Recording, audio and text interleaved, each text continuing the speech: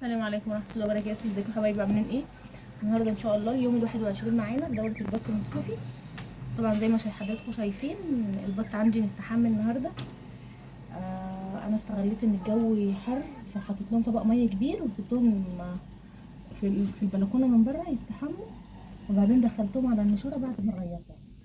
ده شكلهم يا جماعه، هم طبعا هينشفوا ما تقلقوش. هما بس كل فتره كده حاولوا تسيبوا لهم كميه ميه لان هم بيحبوا يستحموا. فالنهارده تاني يوم ان شاء الله مع رافع المناعه فاتح الشهيه، هنحط منه سنتي النهارده تاني يوم على 2 لتر ميه.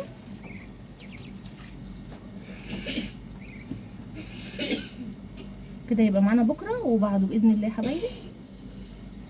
بس الازازه اهي دي بكره وبعده. الازازه بنقسمها على 4 ايام. الخلطه بتاعتنا اللي احنا عملناها مع بعض امبارح اللي هي كانت عباره عن علف وحته فول وذره مدشوشه ورده وعيش ناشف مطحون. هنبتدي نحطها هنا كده، والملح نحطها كده في الطبق اللي بياكلوا فيه، وما ننساش معلقه زيت.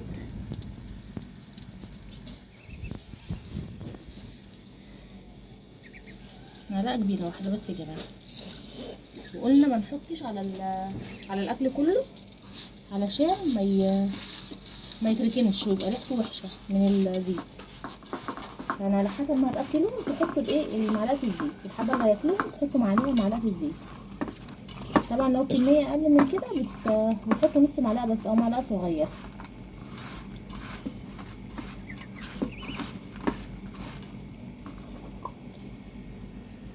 نحط لهم كده الاكل بتاعهم. بسم الله. نحط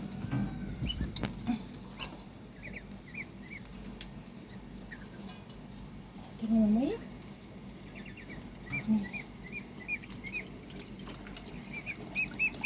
كان في حد يا جماعه كذا حد بعت لي على الصفحه على القناه عندي ان المكان مش ضايق عليهم.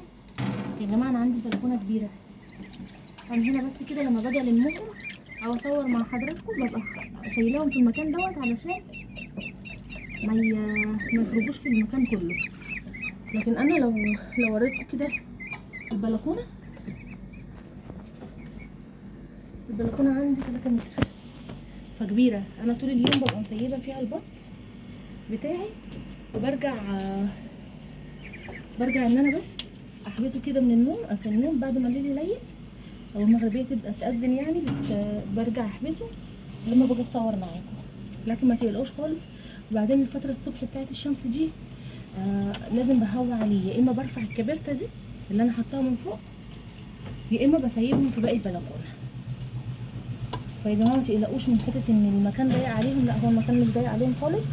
فده كان سؤال انا رديت عليه على القناه وحبيت ارده عليكم عشان لو حد حب يساله يبقى شايف الرد بتاعي. ده شكلهم معانا. هم طبعا عشان لسه مستحملين وانا كنت سايبه لهم الاكل بره فهم واكلين، عشان كده هم مش رايحين على الاكل دلوقتي. لكن طبعا حضراتكم شفتوا امبارح لما كانوا جعانين راحوا على الاكل على طول ازاي. فده كان الفيديو بتاعنا يا جماعه. لو عجبكم الفيديو فعلوا لي زر الجرس واشتركوا في القناه عشان يوصلكم كل جديد.